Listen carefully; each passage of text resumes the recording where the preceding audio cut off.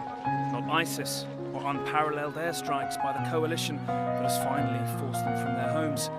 They're instead running from drought. A record dry spell, forcing more families in Afghanistan from their homes this year than the war has. And as if Afghanistan hadn't already broken all superlatives for its misery, this is what it's driving them to. Meet Mamarine and her 6-year-old daughter, Akila.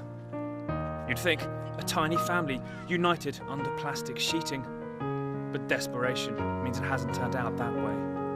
Mamarine has sold Akila for $3,000 to this man, Najmuddin, who will give her to his 10-year-old son, Sheraga. Listen to how they got here. Mamarine first.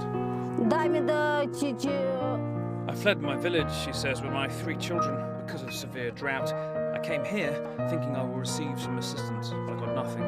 To avoid starvation among my children, I gave my daughter to a man for about $3,000, but have only got $70 so far. I had no money, no food, and no breadwinner. My husband was also killed. She doesn't know that I've sold her. How could she know? She's a child, but I had no other choice. What if Akila tries to run, we ask. Whether in tears or laughter, she says, Akila will have to go.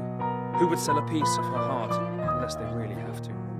Akila's buyer, Najmuddin, thinks buying a 6-year-old girl is an act of charity. Her family don't have anything to eat, he says. They were hungry. I know I'm also poor, but I'm sure I can pay it off slowly in 2 or 3 years. The cameraman asks, but aren't they children? Doesn't matter, he says. These things happen here.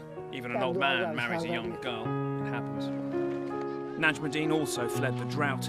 The UN says it has put 275,000 people on the move this year, about half from around the area of Baghdad. The wheat crop has failed us, he says. We couldn't grow melons. All the other crops failed because of the drought. We lost our livestock. The sheep, cows and goats all died of hunger as there wasn't any fodder for them. Around the camp, we hear this kind of horrific story repeated. Here, this man sold his 4-year-old daughter to a 20-year-old man to settle a debt.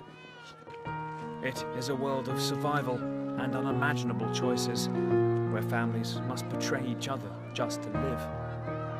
And winter is ahead, promising to be colder, as arid and hungrier too. Nick Payton Walsh, CNN.